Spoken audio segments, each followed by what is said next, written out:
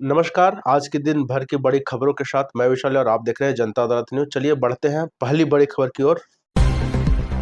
बोकारो में लड़ाई अभी बाकी है, आगे आगे होता है क्या, इस पर सबकी निगाहें टिकी है। पुलिस बीएसएल मैनेजमेंट की ओर से एफआईआर करने का सिलसिला तो चल ही रहा है। इस बीच पता चला है कि डुमरी के विधायक जराम महतो ने बोकारो के विधायक श्वेता सिंह के खिलाफ एफआईआर दर्ज कराई है। एफआईआर में श्वेता सिंह को नामजद किया गया है। मतलब जुबानी जंग अब कानूनी लड़ाई का रूप लेगी। विधायक जराम महतो ने अपनी एफआईआर में कहा कि 3 अप्रैल को रांची में विधानसभा समिति के बैठक में भाग लेने गए थे। तभी उन्हें जानकारी मिली कि बोकारो में प्रदर्शन कर रहे विस्थापित युवकों पर सीआईएसएफ ने लाठीचार्ज कर दिया है। प्रेम महतो नामक युवक की मौत हो गई है। इसके बाद वह बोकारो पहुंचे। शाम को जब डीएम बिल्डिंग के पास धरना दे रहे युवकों से मिलने गए तो वहां मौजूद विधायक श्वेता सिंह और उनके समर्थकों ने उन पर हमला कर दिया। कहा कि आप तो बोकारो के विधायक नहीं हैं, यहाँ से निकल जाए नहीं तो जान से मार दिए जाएंगे। एफआईआर में आगे कहा है कि उनके वाहन का नेम प्लेट तोड़ दिया है। विधायक जराम महतो ने कहा कि वह संयम बरतते हुए मामले को आगे नहीं बढ़ाया। यह भी कहा है कि प्रेम महतो के अंतिम संस्कार और घायलों की मदद में व्यस्त रहने के कारण एफआईआर दर्ज कराने में विलम्ब हुआ। बता दें कि बोकारो लाठीचार्ज में एक विस्थापित की मौत के बाद उठा विवाद अब थम गया है। यह अलग बात है कि शनिवार को मृतक के परिजनों का मुआवजा और आदमकद प्रतिमा लगाने का निर्णय होने के बाद आंदोलन खत्म हो गया है। लेकिन विस्थापितों के आंदोलन के बाद झारखंड के 2 विधायक आमने सामने हो गए हैं। इनकी लड़ाई अब कहां जाकर थमती है, यह देखने वाली बात होगी। सेल के अधिकारियों ने भी मुख्यमंत्री को पत्र लिखकर तुरंत हस्तक्षेप करने की मांग की थी। गुरुवार को विस्थापितों पर सीआईएसएफ की लाठीचार्ज में एक विस्थापित की मौत हो गई थी। उसके बाद बोकारो में हंगामा मच गया था। शुक्रवार को बोकारो में खूब हुआ बवाल। बोकारो स्टील प्लांट का उत्पादन ठप हो गया। 5,000 से अधिक अधिकारी और कर्मचारी प्लांट में फंस गए। शुक्रवार को डीसी की मौजूदगी में वार्ता हुई, लेकिन यह वार्ता विफल हो गई। वार्ता विफल होने के बाद बोकारो की विधायक श्वेता सिंह ने चेतावनी दी कि बोकारो स्टील प्लांट को वह चलने नहीं देगी। फिर शुक्रवार की देर रात को वह धरना पर बैठ गई, लेकिन शुक्रवार की देर रात को पुलिस ने उन्हें हिरासत में ले लिया। फिर शनिवार की दोपहर उन्हें हिरासत से मुक्त कर दिया गया। शनिवार देर शाम सांसद ढुल्लू महतो भी पहुंच गए और बातचीत के बाद मृतक के परिजन को 50 लाख रुपए मुआवजा का भुगतान हुआ। आदमकद प्रतिमा लगाने की बात तय हुई। अप्रेंटिसों को नौकरी की बात हुई, तब जाकर मामला शांत हुआ। वे शुक्रवार की देर रात विधायक श्वेता सिंह को हिरासत में लेने के बाद बोकारो स्टील प्लांट का गेट खोल दिया गया था। सांसद ढुल्लू महतो ने भी स्पष्ट शनिवार को यह कहा कि बाहरी भीतरी का राजनीति करने वालों को बर्दाश्त नहीं किया जाएगा। इधर विस्थापितों का भी कहना है कि राजनीतिक दलों का विस्थापन के नाम पर राजनीतिक रोटी सेकने नहीं दी जाएगी। इसके पहले की अगर बात की जाए तो गुरुवार को विवाद के बाद जब डुमरी विधायक जराम महतो पहुंचे तो विधायक श्वेता सिंह ने इनका विरोध किया था। कहा जाता है कि विधायक जराम महतो के गाड़ी का नंबर प्लेट उखाड़ दिया गया। दोनों के समर्थकों में विवाद भी हुआ। इसके खिलाफ विधायक जराम महतो ने कहा कि हम डुमरी के विधायक की हैसियत से बोकारो नहीं पहुंचे हैं, बल्कि पार्टी के केंद्रीय अध्यक्ष के नाते पहुंचे हैं। बोकारो विधानसभा से उनकी पार्टी को सम्मानजनक वोट मिले हैं। कहा तो यह भी जाता है कि शुक्रवार को उपायुक्त कार्यालय में वार्ता के दौरान जराम महतो और श्वेता सिंह के समर्थक आमने सामने हुए। श्वेता सिंह भी नहीं चाहती कि जराम महतो वार्ता में शामिल हो, लेकिन स्थिति को बिगड़ते देख वह खुद बाहर आई और विधायक जराम महतो से बातचीत कर उन्हें अंदर ले गई। यूपी के इस मौलाना ने बताए नए कानून के फायदे। मुस्लिम ने कहा मस्जिद और मदरसों को खतरा। वक्फ संशोधन कानून से आम मुसलमानों को फायदा होगा, नुकसान नहीं। मौलाना शहाबुद्दीन रजवी बरेलवी ने कहा कि कुछ नेता मुसलमानों को गुमराह कर रहे हैं, जबकि इस कानून से धार्मिक स्थलों को कोई खतरा नहीं है। उन्होंने मुसलमानों से कानून के विरोध में प्रदर्शन न करने की अपील की और कहा कि इससे गरीबों की मदद होगी और शिक्षा, अस्पताल आदि खुलेंगे। ऑल इंडिया मुस्लिम जमात के राष्ट्रीय अध्यक्ष मौलाना शहाबुद्दीन रजवी ने मुसलमानों से किया अनुरोध। मुसलमानों को भ्रमित, उकसाकर और भड़काकर सियासी हित साधना चाहते हैं राजनीतिक दल। वक्फ संशोधन कानून से आम मुसलमानों का कोई नुकसान नहीं है, बल्कि फायदा होगा। इस कानून से धार्मिक स्थलों को भी किसी तरह का खतरा नहीं है। कुछ राजनीतिक लोग मुसलमानों को गुमराह करने में लगे हैं कि मस्जिद और मदरसे छीन लिए जाएंगे। इस तरह की बातें मुसलमानों को भ्रमित करने, उकसाने और भड़काने वाली हैं। यह बातें ऑल इंडिया मुस्लिम जमात के राष्ट्रीय अध्यक्ष मौलाना शहाबुद्दीन रिजवी बरेलवी ने प्रेस वार्ता में कही। बरेलवी मौलाना ने मुसलमानों से अनुरोध करते हुए कहा कि वक्फ संशोधन कानून के विरोध में प्रदर्शन करने से परहेज करें। बरेलवी मौलाना ने कहा कि वक्फ कानून से घबराने और डरने की जरूरत नहीं है और न ही कोई उग्र धारणा प्रदर्शन करने की आवश्यकता है। मौलाना ने कहा कि CAA के प्रकरण में राजनीतिक लोगों के बहकावे में मुसलमान सड़कों पर उतरे और धरना प्रदर्शन किए। घटनाएं उग्र होने पर उत्तर प्रदेश में 27 नौजवानों की मृत्यु हो गई और सैकड़ों को जेल जाना पड़ा। इसलिए अमन व शांति के साथ अपनी बातों को रखें। मौलाना ने कहा कि वक्फ संशोधन कानून गरीब व कमजोर मुसलमानों की सामाजिक और आर्थिक स्थिति को सुधारने में मदद करेगा। इससे बच्चों की अच्छी शिक्षा, अनाथ बच्चे, विधवा महिलाओं की मदद होगी। स्कूल, कॉलेज, मदरसे, हॉस्पिटल और अनाथालय खोले जाएंगे, जिससे गरीब मुसलमानों को पिछड़ापन दूर होगा। मौलाना ने कहा कि मस्जिदों, मदरसों, ईदगाहों, कब्रिस्तानों, दरगाहों को कोई खतरा नहीं है।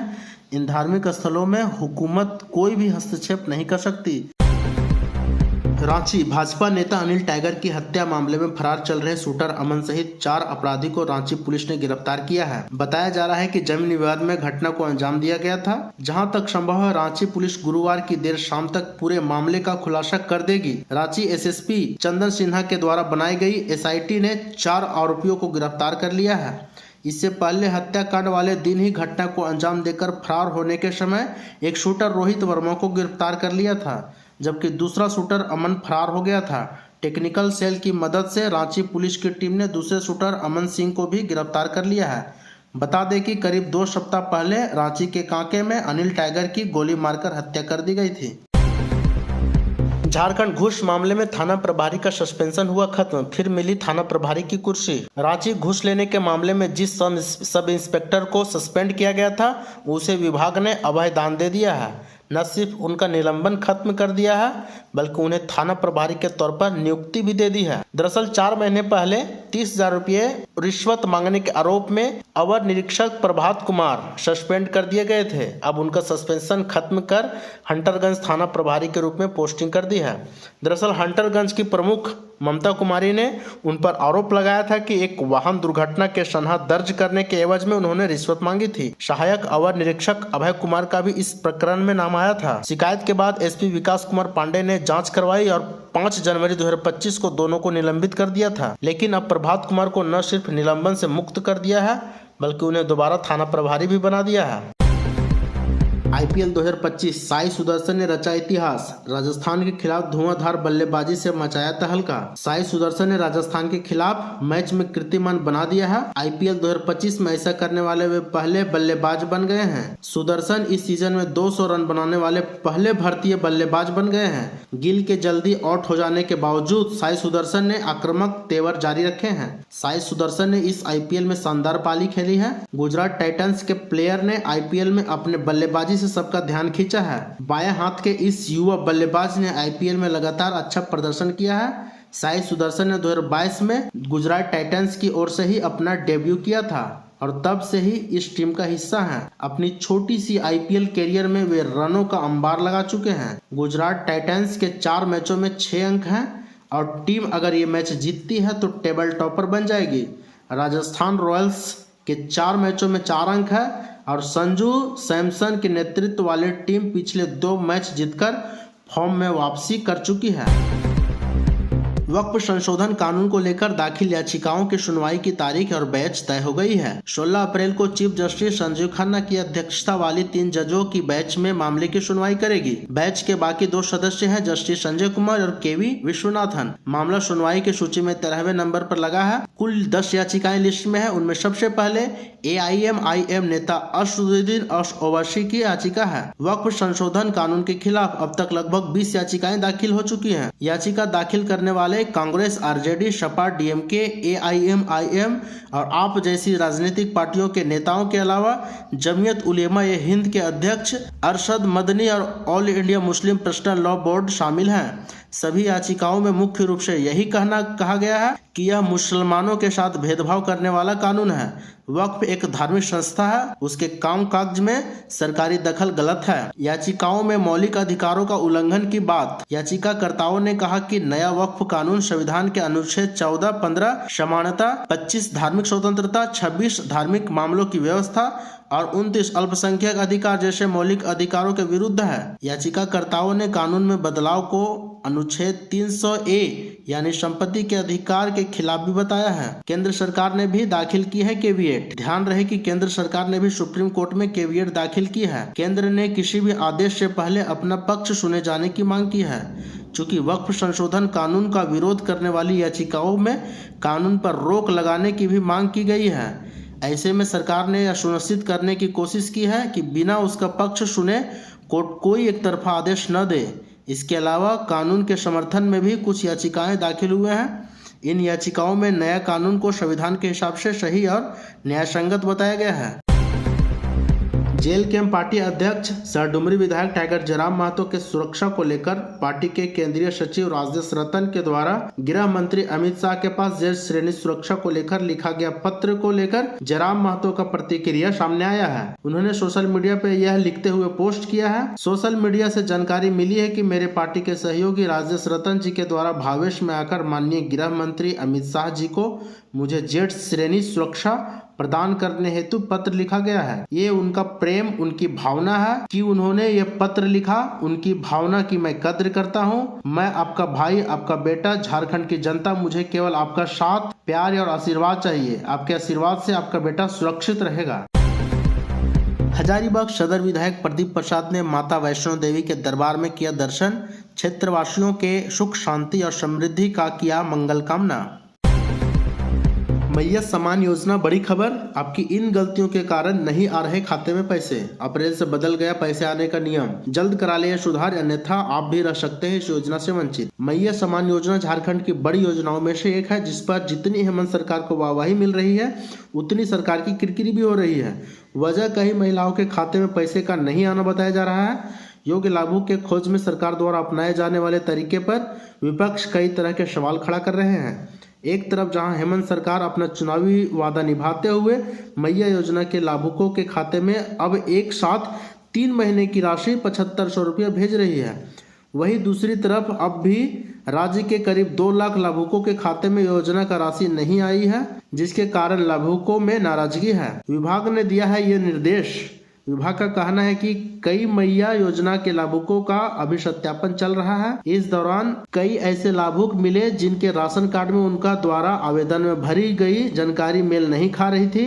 डाटा मैच न होने के कारण महिलाओं की राशि रोक दी गई है। उन्हें अपने पैसे पाने के लिए दस्तावेज में सुधार करने का निर्देश दिए गए हैं। जाने लाभुक के आवेदन रद्द होने की यह है वजह। मैया योजना के लिए आवेदन करते समय राशन कार्ड की केवाईसी पूरी होनी चाहिए। बिना केवाईसी के आपको पैसे नहीं मिलेंगे। राशन कार्ड नंबर सही से भरें। नंबर भरते समय यह सुनिश्चित करें कि कोई भी अंक ओवर राइटिंग न हो, अन्यथा आपके खाते में पैसे नहीं आएंगे। लाभुक का आधार कार्ड, राशन कार्ड और बैंक खाते से लिंक होना चाहिए।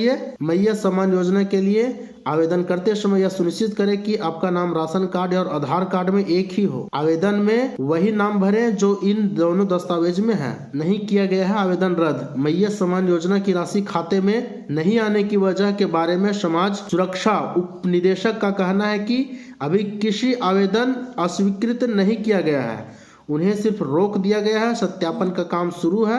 उप निदेशक ने बताया कि जिन महिलाओं के खाते में मार्च महीने में 3 महीने की राशि एक साथ विलंब से भेजी गई है, वे अपना बैंक खाता आधार से लिंक करा लें, क्योंकि अप्रैल महीने से सम्मान निधि की राशि डीबीटी के माध्यम से ही भेजी जाएगी। जिनके खाते में डीबीटी की सुविधा नहीं उपलब्ध है, उनके खाते में राशि ट्रांसफर नहीं की जाएगी। झारखंड में आंधी तूफान का खतरा, ऑरेंज अलर्ट जारी, लोगों से सावधानी बरतने की अपील। झारखंड के मौसम में उतार चढ़ाव जारी है। पिछले 24 घंटे में राज्य में कुछ स्थानों पर गरज और वज्रपात के साथ हल्की बारिश हुई। राज्य में सबसे अधिक बारिश गिरिडीह जिले के डुमरी में 1.4 मिलीमीटर दर्ज की गई है। मौसम विज्ञान केंद्र रांची के पूर्वानुमान में जानकारी दी है कि दक्षिण पूर्वी मध्य प्रदेश से छत्तीसगढ़, झारखंड होते हुए पश्चिम बंगाल तक बनी टर्फ लाइन के कारण अगले कुछ दिनों तक राज्य में आंशिक से मध्यम बादल छाए रहने, गरज और वज्रपात के साथ मध्यम बारिश होने की संभावना है। मौसम विज्ञान केंद्र रांची ने अपने ताजा मौसम पूर्वानुमान में गुरुवार 10 अप्रैल की सुबह से 11 अप्रैल की सुबह तक पूरे राज्य में गरज, वज्रपात और ओलावृष्टि की संभावना जताते हुए ऑरेंज अलर्ट जारी किया है। मौसम विज्ञान केंद्र रांची के अनुसार आज 10 अप्रैल को राज्य में कुछ स्थानों पर गरज के साथ हल्की से मध्यम बारिश होगी। चेतावनी 10 अप्रैल 2025 को राज्य के पूर्वी भागों के कुछ भागों में ओलावृष्टि, वज्रपात, 40 से 50 किलोमीटर प्रति घंटे की गति से तेज हवा के झोंके के साथ साथ बिजली गिरने का ऑरेंज अलर्ट जारी किया गया है। वहीं राज्य के पश्चिमी और उससे सटे मध्य प्रदेश में 40 से 50 किलोमीटर प्रति घंटे की गति से वज्रपात और हवा के झोंके के साथ साथ बिजली गिरने की ऑरेंज अलर्ट जारी किया गया है। आज 10 अप्रैल को रांची के और आसपास के क्षेत्रों में आंशिक रूप से बादल छाए रहने और वज्रपात की संभावना है। इस दौरान रांची का तापमान 20 से 34 डिग्री के बीच रहने की संभावना है। अगर इसी तरह का डेली अपडेट आप लोग चाहते हैं तो चैनल को सब्सक्राइब जरूर कर लीजिएगा और साथ ही साथ बेल आइकन भी दबा दीजिएगा, क्योंकि नोटिफिकेशन तभी आएगा आपके पास जब आप बेल आइकन दबाते हैं।